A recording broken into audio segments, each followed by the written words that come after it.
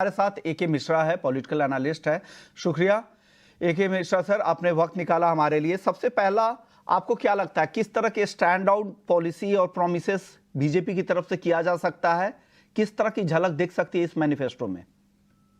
देखिए, किसी भी पार्टी का मैनिफेस्टो क्या हो सकता है, जैसे कांग्रेस ने अपना दिया, इसके दो पैरामीटर होते हैं। एक तो होती है जो कोर आइडियोलॉजी है पार्टी की। डेफिनेटली उस आइडियोलॉजी की एक परमानेंट बेसिस पे बात हमेशा वो पार्टी करेगी। राम मंदिर हो गया, सनातन हो गया, राष्ट्र प्रेम हो गया, भारत को विश्व गुरु बनाने की बातें हो गई। ये बीजेपी की कोर आइडियोलॉजी है। तो बीजेपी इस पे भी शुरू से बहुत बात करती आ रही है और उन चीजों को ये करेगी, ये दोहराएगी अपने घोषणा पत्र में कि हमें भारत को विश्व गुरु बनाना है। इससे संबंधित जितनी चीजें, जितने पॉइंट बीजेपी अभी बात करती आ रही है, उनको स्ट्रेंथन करने का काम डेफिनेटली वो इस घोषणा पत्र में कर सकती है। दूसरा पॉइंट होता है किसी भी घोषणा पत्र को डिवाइस करने का, वो ये होता है कि करंट सिचुएशन के हिसाब से, करंट जो प्रॉब्लम्स चल रही हैं या जो चुनौतियां चल रही हैं, उनका इमीडिएट रिलीफ देना, इमीडिएट सोल्यूशन देना। आप देखिए, जैसे कांग्रेस ने बोला कि हम 1 लाख रुपए देंगे, 1 साल की अप्रेंटिसशिप इमीडिएट हम देंगे। ये सब करंट जो है प्रॉब्लम को एड्रेस करती है। तो इसमें भी बीजेपी ऑलरेडी इस चीज को, जैसे उन्होंने बोला था कि हम लखपति दीदी बनाएंगे, महिला सशक्तिकरण और इकोनॉमिकल, मतलब कि हर हाथ को जो है फाइनेंशियली मजबूत बनाया जाए। तो हो सकता है कि जो क्वांटिटी उन्होंने लखपति दीदी की बोली थी उसको बढ़ा दे, या उसमें वैल्यू एडिशन करते हुए लखपति की जगह 10 लखपति वगैरह कर दे। दूसरी इंपॉर्टेंट चीज यहाँ पे जो सबसे बड़ा विपक्ष का प्रहार रहता था, वो नौकरी को लेकर के हमेशा मुद्दे उठते रहते थे। तो बीजेपी डायरेक्ट इस तरीके से, जैसे कि नौकरी देंगे हम, इस पे तो नहीं जाएगी, लेकिन नौकरी की जगह वो रोजगार पे बहुत ज्यादा फोकस करेगी, स्वरोजगार पे, एंटरप्रेन्योरशिप पे फोकस करेगी छोटे लोगों के लिए। और फोकस करेगी कि जब आप विद्यार्थी हैं और पढ़ करके निकले, तो आप अपने रोजगार करें, आप एंटरप्रेन्योर बने, और उसी में से कुछ एंटरप्रेन्योर यूनिकॉर्न बन करके निकलेंगे। बीजेपी इस चीज का बहुत प्रचार करती है कि देश में आज कितने यूनिकॉर्न हो गए हैं। ये एक सफलता, ये एक किसी सरकार के लिए एक बहुत बड़ी सफलता भी होती है।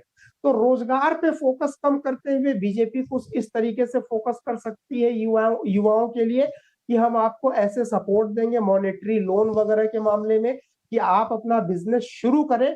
और हो सकता है उस पर बहुत कम इंटरेस्ट लगे, या सरकार इस रिस्क को भी कवर कर सकती है कि आप एंटरप्रेन्योरशिप शुरू करिए, अगर फेलियर होता है तो वो रिस्क जो है वो गवर्नमेंट का होगा। ये मनोबल बढ़ाने के लिए सरकार कर सकती है। ये दो तीन इंपॉर्टेंट फोकस है। दूसरी इंपॉर्टेंट चीज ये देखें कि कांग्रेस ने जो अपना घोषणा पत्र दिया है, उसको यह मान लेना चाहिए कि विपक्ष के सारी पार्टियों का मिला जुला वो घोषणा पत्र है। सेंट्रल वे में वही चल रहा है, सेंट्रल पॉइंट वही है। तो उस घोषणा पत्र के कंपैरिजन में बीजेपी बहुत ही क्यूरियस होके, बहुत ही इंपॉर्टेंट तरीके से उसको पढ़ के, जो चुनौतियां हैं, यहाँ एक ही चुनौती आ रही है कि कांग्रेस ने जो 5 स्तंभ चुने हैं और 25 गारंटी देने का वादा किया है, इधर मोदी की गारंटी है और उधर उनकी कांग्रेस की 25 गारंटी है। तो बीजेपी अपने कोर आइडियोलॉजिकल वे में जाते हुए और इन चीजों को दिखाते हुए कि हमने जो पहले बोला वो चीज हमने अभी भी किया। तो गारंटी वर्सेस गारंटी की लड़ाई होगी ये यहाँ पे। ओके। ओवरऑल फेथ जीतने की लड़ाई जी होगी, जी। विश्वास को हासिल करने की लड़ाई होगी। ओके सर, अब मेरा एक सवाल आपसे ये होगा कि क्या लग रहा है इस मैनिफेस्टो के जरिए, आपको लगता है कि आगामी चुनाव जो होंगे इस ये उस लिहाज से कितना महत्वपूर्ण होगा और बीजेपी को मदद करेगी? और दूसरा, जो प्रतिद्वंदी जो राजनीतिक दल हैं उनकी प्रतिक्रिया या उनकी तैयारी या स्ट्रेटजी क्या हो सकती है इसके बाद? देखिए, दो चीजें होती हैं कि बीजेपी अगर मैनिफेस्टो दे रही है या कोई भी पार्टी मैनिफेस्टो दे रही है, तो वो अनंतिम उनका पत्र होता है रिटेन में, उनके प्रोमिसेस, उनके मुद्दे। प्रोमिसेस तो मैं नहीं बोलूंगा, क्योंकि प्रॉमिस को पूरा करना जरूरी होता है, सरकारें हर प्रॉमिस पूरा नहीं कर पाती है, लेकिन उनके मेन मुद्दे, फोकस किस पे रहेगा, रिटेन में होता है। तो ये एक बहुत इंपॉर्टेंट टूल है और इसकी इन्फ्लुएंसिबिलिटी अगर बहुत अच्छी रही तो ये बहुत अच्छे तरीके से काम भी कर सकती है। अब सवाल ये है कि बीजेपी जिन जिन चीजों को देगी, ज्यादातर चीजों पे तो वो इंफ्रास्ट्रक्चर डेवलपमेंट वगैरह, इन सब पे तो प्रोमिसेस उन्होंने किए थे, वो उन्होंने पूरे किए हैं। लेकिन दोनों, जब बीजेपी का भी आपका ये देखिए मैनिफेस्टो आ जाएगा, तो ये एक तरीके से बहुत जबरदस्त प्रहार होगा मैनिफेस्टो, मतलब ये मुद्दे वर्सेस मुद्दे की जो लड़ाई वो है, वो खत्म होकर के जो इन दोनों के जो वचन पत्र है लड़ाई, एक बहुत बड़ा ओपन जंग ये शुरू हो जाएगा। कल जैसे ही बीजेपी का वचन पत्र, प्रतिज्ञा पत्र जो भी आप बोले आएगा, गारंटी पत्र जो भी आएगा, ये एक इतनी जबरदस्त जो है यू टर्न देगा मुद्दों को कि सारे मुद्दे दोनों मेन पार्टियों के, दोनों जो राइवल पार्टी हैं उनके वचन पत्र, न्याय पत्र, उनकी गारंटी पे जो है वो चला जाएगा। और पूरे इलेक्शन अगर देखेंगे तो डेफिनेटली वो ये मुद्दे जो इन्होंने डिक्लेयर किए हैं उस पे चलता रहेगा, मुद्दे उठते रहेंगे। अब इन्फ्लुएंसिबिलिटी केवल दो पैटर्न पे आएगी। कोर वोटर देखा जाए, भारत में आज भी कोर वोटर देखा जाए तो आइडियोलॉजी के साथ वो कंप्रोमाइज नहीं करता है।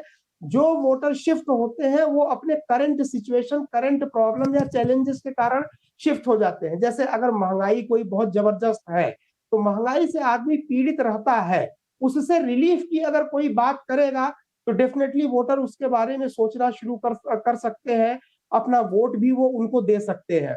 तो महंगाई भी एक जबरदस्त चैलेंज या मुद्दा बीजेपी के लिए रहेगा और हो सकता है कि अपने संकल्प पत्र में बीजेपी इस चीज का भी जिक्र करे और महंगाई को कंट्रोल करने का जो बैकबोन है, हो सकता है वो ये घोषणा कर दे कि पेट्रोल के दाम हम इतने सस्ते कर रहे हैं, एलपीजी के दाम पे हम इतना रिबेट दे रहे हैं या सस्ते कर रहे हैं, या बिजली वगैरह कुछ ऐसे चीजें, कुछ ऐसी वस्तुएं, सेवाएं जिसके दाम घटने या बढ़ने से इमीडिएट महंगाई, दूसरी चीजों के दाम बढ़ या घट जाते हैं, जिसमें पेट्रोल, डीजल, एनर्जी के जो सोर्सेज है वो आते हैं। हो सकता है बीजेपी इस पे कुछ छूट देने की भी घोषणा करे। तो किस तरह का रहता है, किस तरह के बाकी पॉलिटिकल पार्टियों का रिएक्शन इसके बाद आता है, काफी गहमा गहमी कल रहने वाली है। शुक्रिया AK मिश्रा सर, आपने वक्त निकाला हमारे लिए।